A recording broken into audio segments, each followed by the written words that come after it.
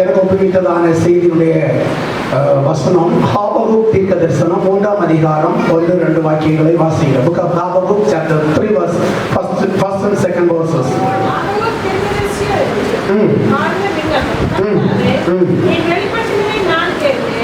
எனக்கு பயம் உண்டாயிற்று. கர்த்தாவே, வருஷங்கள் நடுவிலே உம்முடைய கீர்த்தனை துதிப்பேன். வருஷங்கள் நடுவிலே அது விளங்கப்படும். கோபித்தாலும் இரக்கத்தை நிலைத்தது. கர்த்தருடைய பரிசுத்த நாமம் மகிமைப்படுவதாக. ஆபகுக் தீர்க்கதரிசியை கொண்டு சீகாயோனிலே பாடின விண்ணப்பத்தை நாம் வாசிக்க கேட்டோம். இன்னைக்கு நான் சொல்ல போகிற செய்தி ஆபகுக் தீர்க்கதரிசியினுடைய 3 முக்கியமான ஜெப குறிப்புகள் என்கிற தலைப்புகளிலே கர்த்தருடைய வார்த்தையை நான் உங்களோடு பேச நான் விரும்புகிறேன். கர்த்தருடைய வார்த்தையை கர்த்தர் நமக்கு எல்லாருக்கும் அபிஷேகம் பண்ணி தரும்படியாக ஒரு முறை நாம் எல்லாரும் கர்த்தருக்கு ஒப்பு கொடுத்து கர்த்தரை ஸ்தோத்திரம் பண்ணுவோமாக. ஸ்தோத்திரம் ஸ்தோத்திரம் ஸ்தோத்திரம் ஸ்தோத்திரம் ஸ்தோத்திரம். அல்லேலூயா. முழங்கியே கர்ச்சிக்கிறார் கர்த்தர் பராக்கிரமசாலியை போ. முழங்கியே கர்ச்சிக்கிறார் கர்த்தர் பராக்கிரமசாலியை போ. சத்துருவின் சேனைகளை அவர் முற்றிலுமாய் மேற்கொள்ளுவார். சத்துருவின் சேனைகளை அவர் முற்றிலுமாய் மேற்கொள்ளுவார். எங்களுடைய வார்த்தைகளை கேட்கிற எல்லாரையும் கர்த்தர் ஆசீர்வதிப்பாராக. ஆண்டவராகிய இயேசு கிறிஸ்துவின் கிருபையும் தேவ சமாதானம் உங்கள் அனைவரோடும் பெருகுவதாக. நான் சொல்ல போகிற செய்தி ஆபகுக் தீர்க்கதரிசியினுடைய 3 முக்கியமான ஜெப குறிப்புகள். என்ன அவர் ஜெபிக்கிறார்? வருஷத்தின் நடுவிலே உமது கிரியைகளை உயிர்ப்பிப்பீராக. எல்லாம் சொல்லுங்க, உயிர்ப்பிப்பீராக. இரண்டாவது, வருஷத்தின் நடுவிலே தேவனுடைய கிரியைகளை விளங்க பண்ணுவீராக. எல்லாம் சொல்லுங்க, விளங்க பண்ணுவீராக. அடுத்து, நீர் கோபித்தாலும் இரக்கங்களை நினைத்தருளுவீராக. இந்த கடைசி வார்த்தை மட்டும் சொல்லுங்க, நினைத்தருளுவீராக. 3 ஜெப குறிப்புகள். ஒன்று, உயிர்ப்பிக்கப்பட வேண்டும். இரண்டாவதாக விளங்க பண்ண வேண்டும். மூன்றாவது நம்மை நினைத்தருள வேண்டும். கைதொல்லை சொல்லுங்க. இது ஒரு சின்ன தீர்க்கதரிசியினுடையதான ஒரு தீர்க்க தரிசன புஸ்தகம். ஆபகுக் தீர்க்க தரிசனத்திலே ஆரம்பத்தில் நீங்கள் படித்தால் நம்ம புலம்புகிறது போல புலம்புகிற ஒரு மனுஷன். நீங்க புலம்பி இருக்கீங்களா? நீங்க புலம்பி இருக்கீங்களா? உங்களுக்கு ஸ்தானாதிபதியாக இருக்கிற நான் தாராளம் புலம்பி இருக்கிறேன். என் சத்தத்தை கேட்கிற நீங்கள் என்னை விட ஒருவேளை புலம்பி இருக்கலாம், ஒருவேளை உங்களை விட நான் அதிகமாய் புலம்பி இருக்கலாம். ஆனால் நம்மை கோப்பாக புலம்புகிற தீர்க்கதரிசியோடு இந்த புஸ்தகத்தில் இருந்திருக்கிறார்கள். எரேமியா மாத்திரமல்ல புலம்பினது, இந்த தீர்க்கதரிசி புலம்பி இருக்கிறார். என்ன புலம்பி இருக்கிறார் தெரியுமா? 1ஆம் அதிகாரம் 2வது வசனத்தில் வாசித்தால், நீர் கேளாமல் இருக்கிறீரே, நீர் செவிகொடாமல் இருக்கிறீரே, நீர் பேசாமல் இருக்கிறீரே, நீர் சும்மா இருக்கிறீரே என்னெல்லாம் நாம் புலம்புவதை போல இந்த தேவ மனுஷன் புலம்பி இருக்கிறார். ஒரு சொல்லுங்க, இப்படியாக புலம்பி இருக்கீங்களா? புலம்பணும் இல்லையா? புலம்பி இருக்கோம். நம்ம புலம்பினது போல இந்த தேவ மனுஷன் புலம்பி இருக்கிறார். ஆனால் புலம்பி கொண்டிருந்ததான் அவருக்கு 4வது வசனத்தில் என்ன சொல்கிறார் தெரியுமா? அவன் யார் விவரித்தாலும் சொல்ல முடியாத பிரமிப்புண்டாக்குற காரியத்தை நான் புறஜாதிகள் மத்தியிலே செய்ய போகிறேன் என்று தேவன் தன்னுடைய தீர்க்கதரிசியை உற்சாகப்படுத்துகிறார். நம்முடைய ஜீவிதத்தை புலம்பிக் கொண்டிருக்க வைக்கிறவர் மாத்திரமல்ல, நம்முடைய வருங்காலத்தை குறித்து நம்மை சந்தோஷிப்பிக்க வைக்கிற நம்முடைய தேவன் அவர் மாறாதவராய் இருக்கிறார். ஹல்லேலூயா. எல்லாம் உற்சாகமாக ஒரு சொல்லுகிறேன். முதலாவதாக தமிழ்ல வருஷத்தின் நடுவில் என்று சொல்லப்பட்டிருக்கிறது. மலையாளத்திலும் ஆங்கிலத்திலும் வருஷத்துடைய முடிவில் என்று சொல்லுகிறார். எப்படியோ நாம் வருஷத்துடைய மத்தியில் வந்திருக்கிறோம். வருஷத்துடைய மத்தியத்தை தாண்டி கொண்டிருக்கிறோம். இந்த மத்தியத்தில் வந்திருக்கிறதாங்க நமக்கு எல்லாருக்கும் இந்த 3 காரியங்களை கர்த்தர் செய்ய போகிறார். சொல்லுங்க. ஒன்று, நாம் உயிர்ப்பிக்கப்பட வேண்டும். 2, என்னுடைய வாழ்க்கையில மறைந்திருக்கிறது விளங்கப்பட வேண்டும், வெளிப்பட வேண்டும். 3வது, அவர் நினைத்துள்ள வேண்டும். சொல்லுங்க. 3 காரியங்களை கர்த்தர் செய்வார் என்கிற விசுவாசம் உள்ளவர்கள் கரமையை ஒரு ஆமென் சொல்லுவோம். முதலாவதாக 3வது காரியத்தை நான் முதலாவது தூக்கி போடுறேன். கர்த்தர் நம்முடைய வாழ்க்கையில தந்த வாக்குத்தத்தங்கள், கர்த்தர் நமக்கு தந்ததான தரிசனங்கள், கர்த்தர் நமக்கு தந்ததான பாரமான காரியங்கள் நம்முடைய வாழ்க்கையிலே அவர் சொல்றோம். ஆண்டு மத்தியிலோ மலையாளத்திலும் ஆங்கிலத்திலும் சொல்லப்பட்ட வசனத்தின்படி ஆண்டுடைய கடைசியிலோ அவர் அவன் விளங்க பண்ணுவதற்காக நிறைவேற்றுவதற்காக அவர் முதலாவது என்னை நினைத்தள்ள வேண்டும். கைவிதலை சொல்லுங்க. நம்முடைய ஆண்டவர் இரக்கத்தில் ஐஸ்வர்யம் உள்ளவர்.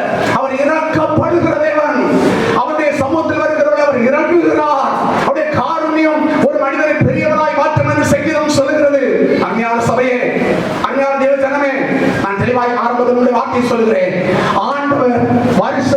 முடிவிலோ வருஷத்தின் முடிவிலோ கர்த்தருடைய கிரியைகளை அவர் விளங்கப்படுவதற்கு நிச்சயமாக அவர் என் மேலும் உங்கள் மேலும் நிச்சயமாக அவர் நினைவாக இருக்க வேண்டும். கைவிட்டவர்களை சொல்லுங்க. ஆண்டவர் நினைவாக இருக்க நாம் என்ன செய்ய வேண்டும்? கர்த்தருக்கு ஸ்தோத்திரம். ஆண்டவர் நினைவாக இருந்தால் நமக்கு கிடைக்கிற ஆசீர்வாதம் அது ஒரு செய்தி, அது ஒரு ஆழமான செய்தி. ஆனால் 2-3 வார்த்தைகளை மாத்திரம் நான் உங்களோடு கூட ஆரம்பமாய் பேசிவிட்டு முதல் பகுதியை நான் ஆழமாய் கொஞ்சம் இன்னும் தெய்வ மக்களுக்கு கொஞ்சம் பிரஸ் பண்ணி பேசுவதற்காக நான் நடத்தப்பட விரும்புகிறேன். முதலாவதாக, தேவன் நம்மை நினைத்தருவதற்கு நமக்கு ஒரு பேழை தேவை. நமக்கு ஒரு பேழை தேவை. பேழை என்பது கிறிஸ்துவுக்கு நல்லதாக இருக்கிறது.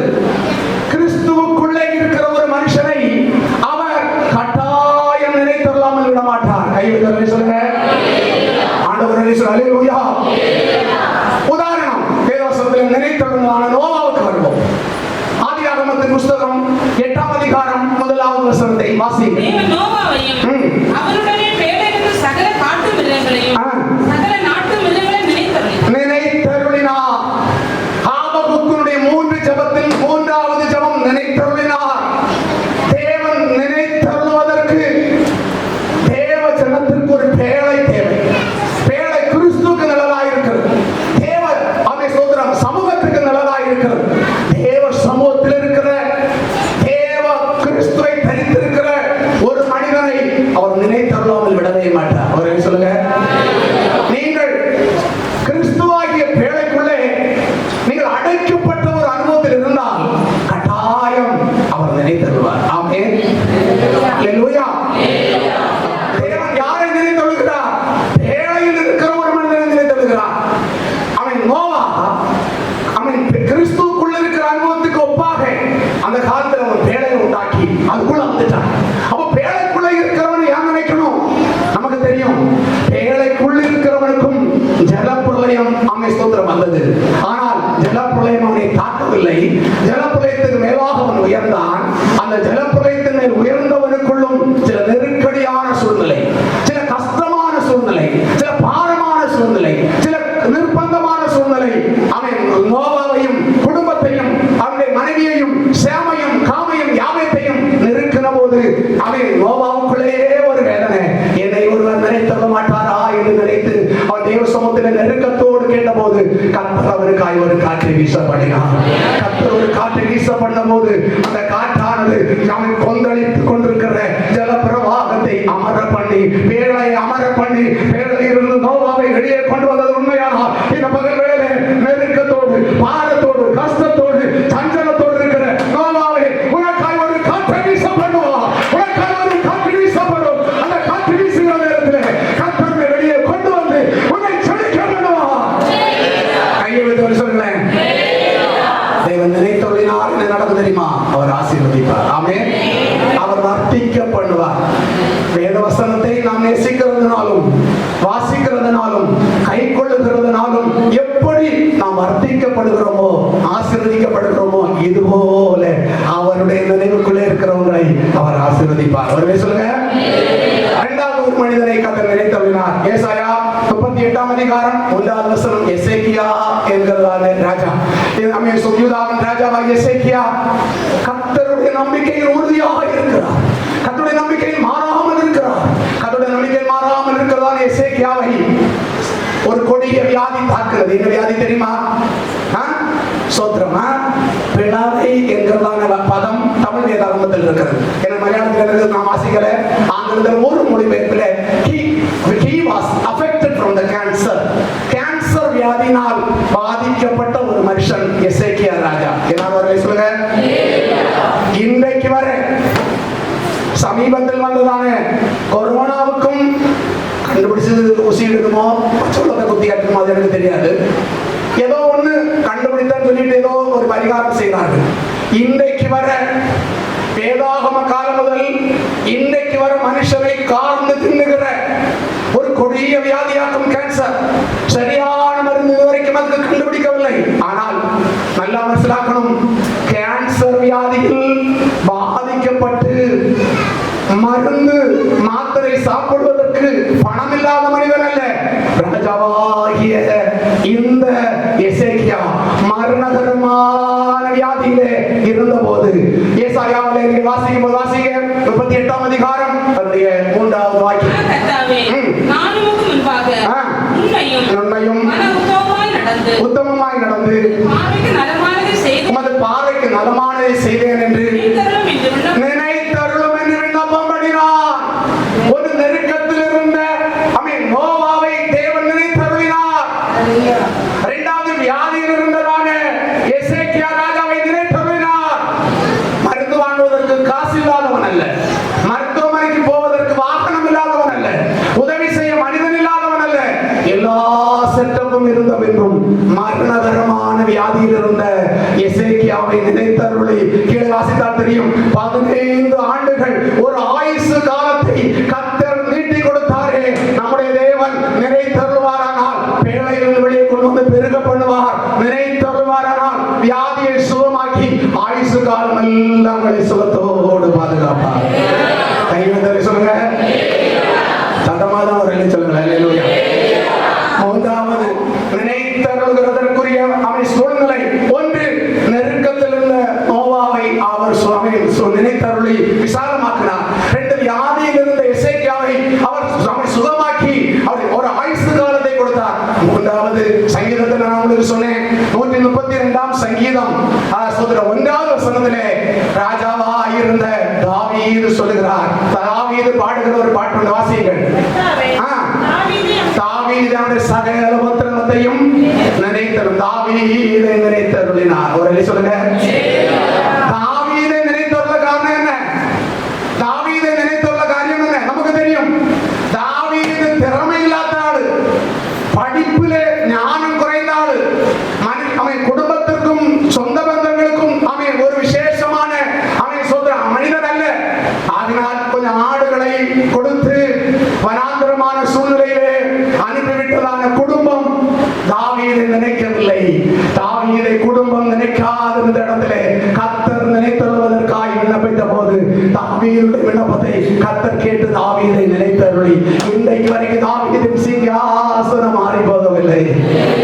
கைவிட்டதை சொல்லுங்க. நான் 3 பேரை சொன்னேன். 1 நோவா நெருக்கத்துக்குள் இருந்தான். 2 எசேக்கியா வியாதிக்குள் இருந்தான். 3 தாவீது குடும்பத்தாலும் மனைவியாலும் மக்களாலும் எல்லாராலும் தள்ளப்பட்ட நிலையில் இருந்தார். இவர்களை கர்த்தர் நினைத்த போது நோவா பலுகி பெருகினான். எசேக்கியா வியாதி சுகமாகி ஒரு ஆயுசு காலம் முழுவதும் செய்தார். தாவீதுடைய சிங்காசனம் என்றும் நிற்கிறது. அல்லேலூயா. கை வைத்து கண்ணு மூடி சொல்லுங்க, ஒரு வார்த்தை நினை சொல்லுகிறாங்க. ஒரு நான் உங்களுக்கு கேட்கல, ஒரு ஹோம்வொர்க் எல்லாம் சொல்லுங்க. எல்லாரும் கை கண்ணு மூடி கையை வைத்து ஒரு விஷயத்தை நினை சொல்லுகிறாங்க. ஒரு விஷயத்தை நினை சொல்லுகிறாங்க. சிம்சோன் சொன்னானே, ஆண்டவரே ஒரு விஷயத்தை நினை சொல்லும். கர்த்தர் அவனுடைய விண்ணப்பத்தை அவர் தள்ளவில்லை. அல்லேலூயா. கை வைத்து ராமே சொல்லுங்க. தெய்வம் நினைத்தருளினால், தமிழ் மலையாளத்தில் கலந்து சொல்றேன், ஆண்டின் மத்தியிலோ முடிவிலோ 2 காரியம் நடக்கும். 1 விளங்க பண்ணுவார், 2 உயிர்ப்பிப்பார். சொல்லுங்க. சரி, உங்களுக்கு எத்தனை பேருக்குள்ள வருந்தில்ல? தேவன் என்னை நினைத்தருளினார். முதல் காரியம், அவர் சிலவற்றை விளங்க பண்ணுவார். விளங்க பண்ணுவாருக்கு மலையாளத்தில் வாக்கு தெரியுமா? சோதரம். மலையாளத்தில் வாக்கு நல்லா இருக்கு, நல்ல கேட்க டேஸ்டா இருக்கு. முதலாவது சோதரம் பாருங்க, அவர் செய்கிற காரியம் சோதரம். முதலாவது காரியம் தமிழில் சொன்னேன், உயிர்ப்பிக்கணுமே. 2வது வெளிப்படுத்தணுமே. 3வது ஓர்த்து கொள்ளணுமே. 3 வாக்காகும். இப்ப நான் அதை 1 சொன்னேன், எனது தெய்வம் நம்மை ஆண்டின் மத்தியிலோ ஆண்டின் முடிவிலோ நினைத்தருளினால் 2 காரியம் நடக்கும். ஒரே சொல்லுங்க. 1 மலையாளத்தில் வாக்கும் தமிழ் வாக்கு கலந்து சொல்லுவார். மலையாள வாக்கு வெளிப்படுத்துவார், நம்மளை விளங்க பண்ணுவார். வெளிப்படுத்துதல் விளங்கப்படுவதற்கு அர்த்தம் என்ன? அது சரியான சொல்றார்.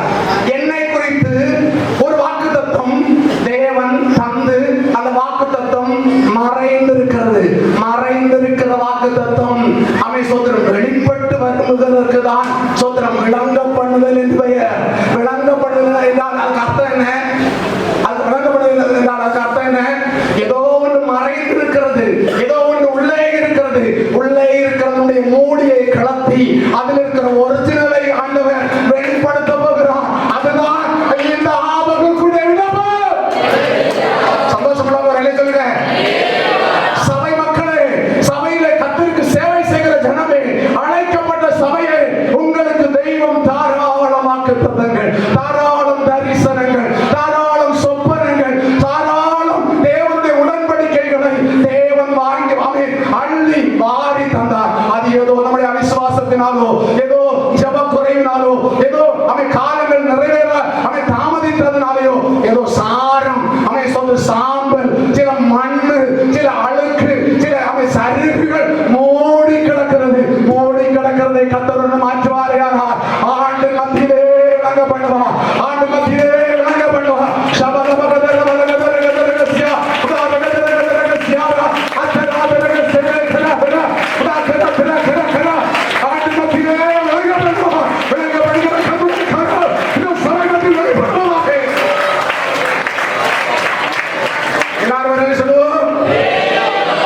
எத்தனையோ வாக்குத்தத்தங்கள். யோசேப்பே, யோசேப்பே, நீ கண்ட தரிசனம், நீ கண்ட சொப்பனம் 17 வயசில் கண்டாய். 13 வருஷமாய் கண்ட சொப்பனத்தை உன் அப்பனும் அம்மையும் உன் சகோதரர்களும் வாங்கி கொண்டு போனதான போத்திப்பாருடைய மனைவியும் சில வஸ்திரம் மூடியும், சிலர் வஸ்திரத்தை உரிந்தும், சிலர் சோதரம் பொல்லாத காரியங்களினால் மூடிட்டார்கள். ஆனால் ஆண்டின் மத்தியிலே, ஆண்டின் முடிவிலே அல்லது ஆண்டின் துவக்கத்திலே, நம்முடைய இந்த வசனத்துக்குள்ள நின்று பேசுறேன். தமிழர் ஆண்டின் மத்தியிலே, மலையாளத்தில் வருஷத்தின் அவசான திட்டங்கள், ஆண்டின் மத்தியிலோ அவன் முடிவிலோ, யோசேப்பே, உன்னை மூடின எல்லா வீணானவைகளையும் கர்த்தர் மாற்றி உன் தரிசனத்தை வழங்குகிறார். சொல்லுங்க, அதுக்கு நான் என்ன செய்யணும்? அதுதான் என்னுடைய செய்தியுடைய முக்கிய காரியம். ஒத்த வசனம், ஏசாயா தீர்க்க தரிசனம் 62ஆம் அதிகாரம் 1வது வசனம். என்னுடைய வாழ்க்கையிலே ஆண்டவர் தந்த தரிசனம் விளங்கப்படுவதற்கு, சொப்பனம் விளங்கப்படுவதற்கு, வாக்குத்தத்தம் விளங்கப்படுவதற்கு நீங்களும் நான் செய்ய வேண்டிய ஒரு காரியம் என்ன? வாசியுங்கள். Zion, Zion Gunasilan, Zion Daniel, Zion Ebi, Zion சகோதரி, உங்களுடைய பேரை கத்த சியோன் என்றும் எருசலேம் என்றும் அழைக்கிறார். எல்லாரும் சொல்லுங்க, சத்தமா சொல்லுங்க. ரட்சிக்கப்பட்ட ஜனங்களை சியோன் என்றும் எருசலேம் என்றும் செல்லமாய் அழைக்கிற ஒரு தெய்வம். அதனால சியோன் என்னும் அதுல நிறைய உண்டு. அது அவங்க அர்த்தம் வேற வித்தியாசமா உண்டு. இன்றைக்கு மனசிலாக்குங்க, சியோனை குறித்தும் எருசலேம் ஆகிய உங்களை குறித்தும் அவர் என்ன சொல்கிறார்? நான் மௌனமாயிராமலும் அது நீதி பிரகாசத்தை போலவும், நான் நீதி பிரகாசத்தை போலவும், அது ரட்சிப்பு எரிகிற தீவட்டியை போலவும் வெளிப்படும் மட்டும் இருப்பேன். எல்லாரும் சொல்லுங்க. அது அர்த்தம் என்ன? சியோனாகிய நான் சியோனாக மாற மட்டும், எருசலேமாகிய நீங்கள் எருசலேமாக மாற மட்டும், ஆண்டின் மத்தியிலே கர்த்தருடைய செய்கைகளை விளங்க பண்ணுவதற்கு அவரை நான் அமர விடாதிருக்க வேண்டும். ஹல்லேலூயா. சத்தமாக ஒரு வேலையை சொல்லுங்களேன். சிம்பிள் பாஷையில சொல்றேன். நான் தேவன் எனக்கு தந்த தரிசனத்தை, சொப்பனத்தை, வாக்குத்தத்தத்தை கர்த்தர் ஆண்டின் மத்தியிலோ ஆண்டின் கடைசியிலோ விளங்க பண்ணுவதற்கு நான் அலட்டி கொண்டிருக்க வேண்டும். அலட்டணும். ஆராதனை மாத்திர அலட்டினா போதாது, வீடுகளில் அலட்டணும், யாத்திரைகளில் அலட்டணும். கர்த்தாவே, நீ தந்த வாக்குத்தத்தம் எங்கே? நீ தந்த உடன்படிக்கை எங்கே? நீ தந்த தரிசனம் எங்கே? தவறல்ல, அது அவிசுவாசம் அல்ல. அவன் எலிசா கேட்டானே, எலியாவின் தேவன் எங்கே என்று வாக்குத்தத்தம் பெற்றவன் கேட்டானே. வாக்குத்தத்தம் பெற்றவன் கேட்டதானே எலிசாவுக்காக யோர்தான் பிரிந்ததானா? கர்த்தருக்காக பிரிக்கப்படுவான். கையை வைத்து சொல்கிறேன். காரணம் என்ன? நாமாய் ரட்சிக்கப்பட்ட ஒரு காரண நம்மை ரட்சித்த ஒரு தேவன் இருக்கிறார். நம்மை அபிஷேகம் பண்ண ஒரு தேவன் இருக்கிறார். அந்த தேவன் நம்மை ரட்சித்தது உண்மையானால், அந்த தேவன் நம்மை அபிஷேகம் பண்ண உண்மையானால், அந்த தேவன் நமக்கு வாக்குத்தத்தத்தை தந்த உண்மையானால், அவர் அலட்டி நீ தந்தது உண்மையானால் இந்த வருஷத்தினுடைய மத்தியிலே விளங்கப்படுகிறேன்.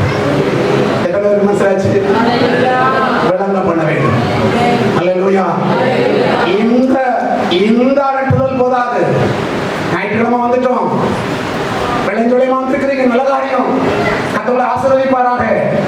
ஆனால் அவரை அலட்டுவதற்கு இன்னும் அதிகமாய் செயல்படுவோமாக, இன்னும் அதிகமாய் செயல்படுவோமாக, இன்னும் அதிகமாய் செபத்திலே செயல்படுவோமாக. எத்தனை மக்கள் என்னுடைய செய்தியை ஏற்றுக்கொள்றீங்கன்னு தெரியல. நான் மௌனமாய் இராதபடிக்கு எருசலேமும் சீயோனும் அலட்டுமே ஆனால் கட்டாயம் அவர் ஆண்டுகளின் மத்தியிலே அல்லது ஆண்டுகளின் முடிவிலே அவருடைய கிரியைகளை அவர் விளங்க பண்ணிவிடுவார். கையில் தள்ளி சொல்லுங்க. யோசேப்பு 17வது வயசுல சொல்ல வேண்டாம், 30வது வயசுல பாடுறவனை வாரி சவர் வாரி மூடுறது போல முடிச்சு அவிசுவாசங்களும் தகப்பனுடைய சகோதரனுடைய கிரியைகளும் வாரி மூடிவிட்டது. ஆனால் யோசேப்போ கனிதரும் செடியாய் இருந்தார். கனிதரும் செடியாய் அவர் இருந்ததுனாலே கர்த்தர் ஏற்ற வேலையாகி 30வது வயசிலே எல்லா சாரத்தையும் மாற்றி, எல்லா தகப்பனுடைய காரியத்தை மாற்றி, சகோதரனுடைய காரியத்தை மாற்றி, அவருடைய சோதர சிநேகனுடைய காரியத்தை மாற்றி, போத்திபாருடைய மனைவியுடைய காரியத்தை மாற்றி, அவன் சிறைச்சாலையை மாற்றி கர்த்தர் 30வது வயதிலே பார்வோனுக்கு முன்பாய் 2வது பார்வோனாக அவன் 2வது மனுஷனாக கர்த்தர் உயர்த்தி கொண்டு வைத்தாரானால் உனக்கு தந்த வாக்குத்தத்தங்களின் தரிசனங்களை குறித்து யோசேப்பை போல நீ அவரை அமர விடாமல் நீ அவரை அலட்டி கொண்டு போயானால் கர்த்தர் ஆண்டவருடைய மத்தியிலே ஆண்டவருடைய முடிவிலே கர்த்தர் விளங்கப்படுவார். ஹல்லேலூயா. 2வது குறிப்பு அத்தோட முடிச்சேன். 3வது குறிப்பு நம்ம வருமா 10 நிமிஷம். ഏറ്റവും പ്രധാനമായ കാര്യം ഉയർപ്പിക്കലും. அந்த எல்லாம் சொல்றது உயிர்ப்பிக்கணும் சொல்லுங்க. கொரோனா நம்ம கொண்டிருக்கலாம், கடன்பார நம்மை பிரேத குழியில் அடக்கி இருக்கலாம். அதனுடைய யார் செத்து போச்சு நான் சொல்லல, பிரசங்கத்தை தவறாய் புரிந்து கொள்ளக்கூடாது, தவறாய் இன்டர்பிரேஷன் பண்ணவும் கூடாது. ஆராதனை இல்லாமல், ஜெப ஜீவிதம் இல்லாமல், உபவாசம் இல்லாமல், நற்கிரியை செய்தில்லாமல், ஊழியவான் செய்யலாமல் மரித்திருக்கலாம். மரித்திருக்கிறதான உங்களை உயிர்ப்பிப்பதற்காக 3 காரணிகளும் அதுக்கு நாம் செய்ய வேண்டிய காரணங்களையும் நான் வேதத்தின் மூலமாய் சொல்லி நம்ம எல்லாருக்கும் ஆராதிக்க போகிறோம். கர்த்தர் உங்களோடு பேசிக் கொண்டிருக்கிறார். அதுக்காக நான் கர்த்தரை ஸ்தோத்திரம் பண்ணுகிறேன். ஆண்டவரே சொல்லுங்க. யோவான் வாசிக்கணும் நான் சொல்றேன், குறிப்பிடுறவங்க இருந்தாங்க எழுதிருங்க. யோவான் 6:63 ஆவி உயிர்ப்பிக்கிறது. சங்கீதம் 119:50 தேவ வசனம் நம்மை உயிர்ப்பிக்கிறது. 119:88 தேவனுடைய கிருபை நம்மை உயிர்ப்பிக்கிறது. 119ஆம் சங்கீதம் 93வது வசனம் தேவனுடைய கட்டளை என்னை உயிர்ப்பிக்கிறது. எல்லாரும் சொல்லுங்க. நம்ம உயிர்ப்பிக்கிறதான காரணங்களை ஒன்று சொல்லுங்க. 1 யோவான் 6:63 தேவனுடைய ஆவி உயிர்ப்பிக்கிறது. 119ஆம் சங்கீதம் 50வது வசனம் தேவ வார்த்தை உயிர்ப்பிக்கிறது. 119ஆம் சங்கீதம் 88ஆம் வசனம் தேவனுடைய கிருபை நம்மை உயிர்ப்பிக்கிறது. 119ஆம் சங்கீதம் 93ஆம் வசனம் தேவனுடைய கட்டளைகளும் பிரமாணங்களும் நம்மை உயிர்ப்பிக்கிறது. ஒரே சொல்லுங்க. எல்லாரும் சொல்லுங்க. சரி, இந்த ஆலயத்திலே தேவனுடைய பிரமாணத்தை நாங்கள் போதிக்கிறோம். பரிசுத்த ஆவியானவரை நாம் அபியாசப்படுத்துகிறோம். கிருபை நீங்கள் பெற்றுக் கொள்கிறீர்கள். ஆண்டவருடைய வசனம் இங்கே சொல்லித் தரப்படுகிறது. ஆகினால் உயிர்ப்பிக்கப்படுவதற்குள்ள அத்தனை முகாந்தரமும் இங்கே செய்யப்படுகிறது. ஒரே சொல்லுங்க. இனி உயிர்ப்பிக்க வேண்டிய பகுதி என்ன இருந்தது? நான் சொல்றேன். நான் இந்த வசனம் சொல்றேன். 4 வசனம் இந்த சபையில் கிருபையை நாங்கள் சோத்திரம் அபியாசப்படுத்துகிறோம். வசனத்தை நாங்கள் சொல்கிறோம். பரிசுத்த ஆவியாருக்கு இடம் கொடுக்கிறோம். தேவனுடைய கட்டளைகளை நாங்கள் அறிவிக்கிறோம். இதனால் கட்டாய வசனத்தின் அடிப்படையில் உயிர்ப்பிக்க விருப்பம் உள்ளவர்கள் உயிரடையலாம். ஒரு சொல்லுங்க. இனி உயிரடைய விரும்புகிறவர்கள் செய்ய வேண்டிய 3 காரியத்தை நான் படபடா சொல்லுவேன். இருதயத்தோடு மாற்றாம மனசுல வச்சிருந்து இத்தனை காரியங்களை நீங்க செய்தீங்கன்னா இந்த ஆராதனைக்கு உயிர்ப்பி தருவார். கைது தர சொல்லுங்க. அது விளக்கணங்கி ஒருபாடு நேரம் ஆகும். ஒருபாடு நேரம் எடுக்காம சுருக்கமா சொல்லி முடிக்கிறது. எசேக்கியேல் 37ஆம் அதிகாரத்தில் உயிரடைந்த ஒரு கூட்டம் எலும்புகளை குறித்து நமக்கு தெரியும். அந்த எலும்புகள் நீங்கள் நானும் முதல்ல ஒத்துக்கொள்ளணும். அந்த ஒத்துக்கொள்ளக்கூடியதான சூழ்நிலை உள்ள இருதயம் உள்ள விசுவாசிகள் ஊழியர்கள் இருந்தால் ஒரு அடையிலே சொல்லுங்க. உயிரடைவதற்கு கிருபை தருகிறார், வசனத்தை தருகிறார், ஆவியை தருகிறார், பிரமாணங்கள் தருகிறார். இங்கே இருக்கு. இது உயிரடைவதற்கு 3 காரணம். நான் செய்யும் ஒன்று, எலும்பாயிருக்கிற இந்த பள்ளத்தாக்கு மத்தியிலே ஞாயிற்றுக்கிழமை மாத்திரமல்ல, சனிக்கிழமை மாத்திரமல்ல, புதன்கிழமை மட்டுமல்ல, தெய்வம் உன்னை உயிர்ப்பித்து நிறுத்துகிறது வரைக்கும் சுற்றம். ஞாயிறாட்சியை என்ன பாடுபட்டு நாங்கள் வாரோம், அது எள்ளு போல உயிரடையும். இது நம்மோட்டு போக செத்தாலும் சாவும். ஹலோ, செய்து மனசிலாவது, அதனால முடிஞ்சு கொஞ்சம் சிரிப்பு வருது. ஞாயிறாட்சி எள்ளு போல உயிர் வந்தது. இது இறந்தலி பாடம் தாண்ட கொஞ்சம் செத்தாலும் சாவும் உயிர் வந்தாலும் அது அப்படியே உயிரடையும் வரைக்கும் எழுந்து சேனையாய் நிமிர்ந்து நிற்கிறது வரைக்கும் சுற்றணும். அது வெறும் ஆலயத்து வருகிற பகுதி மாத்திரம் அல்ல. ஹலோ, அதனால யாரும் கிடைக்காதீங்க. அந்த ஆலயத்து போக்கா அது உங்களுடைய விசுவாசத்தினுடைய அடிப்படையில் அமையட்டும்.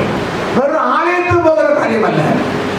தெய்வம் என்னை அவர் விரும்புகிற ஸ்தானத்தில் ஆண்டுகளின் மத்தியில் அல்லது ஆண்டுகளின் கடைசியில் நான் ஒரு உயிருள்ளவராய் நிற்க வேண்டும் என்கிற அந்த தரிசனத்தின் அடிப்படையில் தேவனை உயிருள்ளவராய் மாற்றுவார் என்கிற அந்த அடிப்படையில் தெய்வம் நமக்கு தந்திருக்கிற சகல காரியங்களிலும் உற்சாகம் உள்ளவர்களாய் ஜீவிக்கிறேன். சொல்லுங்க. அது ஆராதிக்கிற காரியமாக இருந்தாலும், ஜெபிக்கிற காரியமாக இருந்தாலும், ஊழியம் செய்கிற காரியமாக இருந்தாலும், வேதத்தை வாசிக்கிற காரியமாக இருந்தாலும், சண்டே கிளாஸ் நடத்துகிற காரியமாக இருந்தாலும், கர்த்தர் உங்களிடத்திலும் என்னிடத்திலும் ஒப்புவித்த காரியம் உயிரடைந்து சேனையாய் நிற்கிறதை என் தலை, என் கண்கள், என் கை காணும் வரைக்கும் சுத்திக் கொண்டே இருப்பேன். கையில் தரவை சொல்லுங்க. இரண்டாவது, எலும்புகளை பார்த்து தீர்க்கதரிசனம் சொல்லுகிறார். அப்படி ஒரு வசனம் இருக்கு. கடந்த வசனம் 10 மட்டும் படிங்க. கர்த்தர் சொல்லும் எலும்புகளை மாத்திரம். வசனம் 4. அப்பொழுது அவர் எலும்புகளை குறித்து இனி விஷயம் இல்லை. ஒன்று, அந்த உயிரடைகிற நேரம் வரைக்கும் அந்த காரியத்திலே உற்சாகப்படும். இரண்டாவது, எலும்பு என்பது காரியம் எந்த மனுஷனும் ஆக்கிரகிக்காத ஒரு காரியம். அவன் விரும்பாத காரியமாக இருந்தாலும் அந்த காரியத்தின் மத்தியிலே உனக்கு ஒரு விசுவாசம் வேணும். கர்த்தர் அதை உயிரிடை பண்ணுவார். ஒரு சொல்லுங்க, கர்த்தர் அதிலே ஒரு ஜீவன் தருவார். கர்த்தர் அதிலே நரம்பை தருவார். கர்த்தர் அதிலே ஆவியை ஊற்றுவார் சொல்லி அந்த காரியத்திலே நம்பிக்கையை பெருக பண்ண வேண்டும். கையில் சொல்லுங்க. முதலாவது உனக்கு உற்சாகம் குறைகிறது. இரண்டாவது, நம்பிக்கை அற்றிருக்கிற, நீ விரும்பாதிருக்கிற, நீ செபித்தும் பதில் வராதிருக்கிற, பலமுறை உபவசித்தும் பதில் வராதிருக்கிற, பலமுறையும் நீ தீர்மானித்தும் பதில் வராதிருக்கிற விஷயத்திலே நீ கர்த்தர் சோதரம் தைரியத்தோடு அந்த எலும்புகளோடு தீர்க்க தரிசனம் சொல்லணும். கையில் சொல்லுங்க. மூன்றாவது செய்ய வேண்டிய காரியம், காற்றை பார்த்து, ஆவியை பார்த்து தீர்க்க தரிசனம் சொல்லணும். சொல்லுங்க. அது காற்றினா மனுஷன் கண்டதில்லை, எலும்புனா கண்டது. ஏதோ ஜெபித்தும் பதில் வராத காரியத்திற்காகவும் நீ சோதனை பிரயாசப்படணும். காற்றுதான கண்களுக்கு காணாத இருக்கிற காரியம், கண்களுக்கு புறப்படப்படாத காரியத்திற்காக நீ விசுவாசத்தோடு நீ நடப்பாயானால் கர்த்தர் எழுந்து உயிரடை பண்ணி மகா பெரிய சேரியாய் நிற்கப்படுவார். உற்சாகத்தோடும் நம்பிக்கையோடும் விசுவாசத்தோடும் நீங்களும் நானும் செயல்படுகிற நேரத்தில் கர்த்தருடைய காற்றை வீச பண்ணுவார். காற்று வீசுகிற நேரத்தில் வளர்ந்து இருக்கிற எலும்புகள் உயிரடைந்து ஒரு சேனையாய் எழும்பி நிற்கும். சொல்லுங்க. ஆண்டின் மத்தியிலோ ஆண்டின் முடிவிலோ உயிர்ப்பிக்கப்பட விரும்புகிறவர்கள் ஒன்று, உற்சாகத்தோடு கர்த்தருடைய சமூகத்திலே வாருங்கள். 2, நம்பிக்கையோடு செயல்படுங்கள். 3வது, விசுவாசத்தோடு உங்கள் யாத்திரை தொடருங்கள். நம்முடைய தேவன் ஒரு நாள் உங்களை கைவிட மாட்டார். ஆண்டு மத்தியில் அல்லது ஆண்டு முடிவிலே அவர் உங்களுக்கு ஸ்தோத்திரம் நிச்சயமாகவே உயிர்ப்பித்து, நிச்சயமாகவே விளங்க பண்ணி, நிச்சயமாகவே உங்களுக்காக நினைவு கூர்ந்து அவருடைய சித்தத்தை நிறைவேற்றுவார். கைவிடலை சொல்லுங்க.